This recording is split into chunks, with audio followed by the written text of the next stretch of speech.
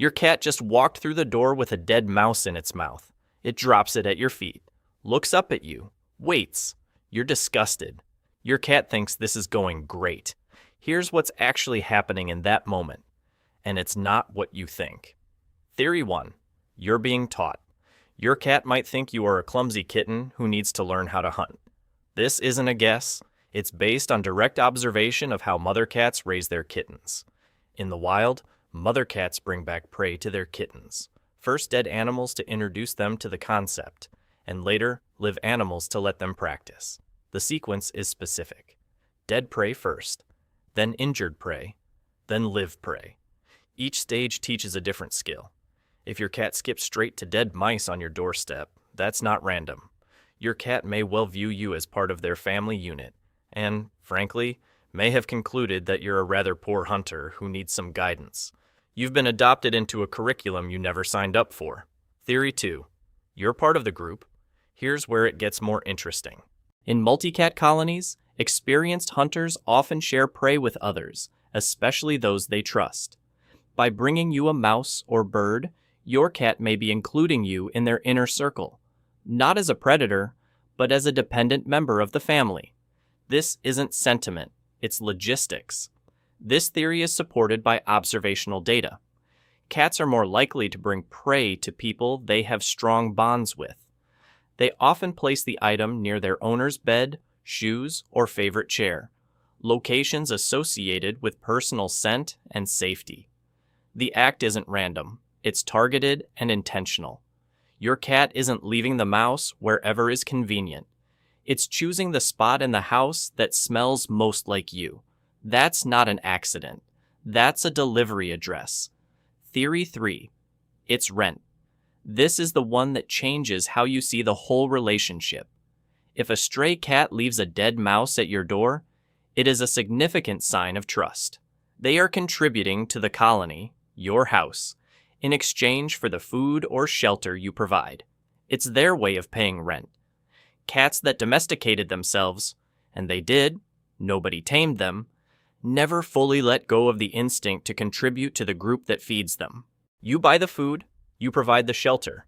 Your cat, in the only currency it has, is paying you back. Here's the twist. Researchers studying this behavior don't actually agree on which theory is correct. Some cat owners mistakenly believe cats bring their prey home as a generous gift, as a way to show their love and provide for their family. Another myth is that the cat is trying to teach their owner how to hunt. But the real reason why cats bring these gifts home is because their home is where they feel safe and secure. This source says it's not teaching, not love, not rent. It's simpler than all of that. Your cat brings prey home because home is where it feels safest to actually deal with what it caught. It's also worth noting that cats tend to bring prey home to eat it in a safe, familiar space. Even when they're offering it to you as a gift, that instinct to carry prey back to the den plays a role in why they bring it inside rather than consuming it where they caught it. So which one is true? Probably all of them, depending on the cat. And that's the most honest answer science has right now. Here's the detail that surprises most people. It is critical to understand that this hunting behavior is usually not driven by hunger. Domestic cats are, by nature, one of the most proficient hunters on the planet. Even when they no longer rely on hunting for survival, they retain a powerful prey drive from their wild ancestors. This instinct must be satisfied, whether through catching toys, chasing shadows, or capturing actual live prey. Your cat is fed. Your cat is not starving. Your cat hunts anyway, because the drive to hunt and the need to eat are two separate systems in a cat's brain. You could feed your cat the finest food on earth every single day, and it would still go outside and kill something just because the urge demanded it. There's one more layer that most articles skip. Additionally, hunting can be purely a form of play. The cat may have successfully caught the small moving creature, but once the toy stops working, they lose interest and discard it. Sometimes there's no lesson, no gift, no rent, no deeper meaning. Sometimes your cat catches something, plays with it until it stops moving, gets bored, and drops it at your door on the way to doing something else. You're not always receiving a message. Sometimes you're just cleaning up after a game that ended. This part matters because most people get it wrong. Don't scold. Never punish them. It confuses them. Never punish your cat for bringing home prey. It's natural behavior, not defiance. Your cat has no concept of this is gross. It has no concept of disappointing you. When you react with disgust, your cat doesn't learn, stop doing this. It just learns that you react strangely to something it considers a completely normal, even generous act.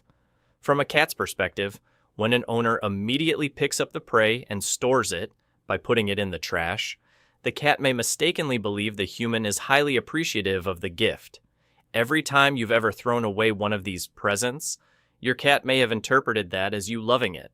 You've been unintentionally encouraging this for as long as you've owned a cat. Unlike dogs, which have been selectively bred for centuries to work alongside humans, cats essentially domesticated themselves, and they've retained far more of their wild instincts as a result. That solitary, self-sufficient hunter still lives very much inside your cat, whether they're prowling the garden or lounging on the sofa. This is the core of it. Dogs were shaped by us, generation after generation, bred specifically for obedience and partnership. Cats showed up on their own terms, stuck around because the deal was good, and never agreed to stop being predators. That dead mouse on your doormat isn't a malfunction. It's the oldest part of your cat doing exactly what it has always done, just now with you standing in the doorway instead of another cat. So next time it happens, don't yell, don't gag, don't make a scene.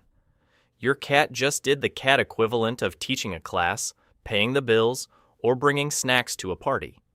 You being horrified is the part it doesn't understand.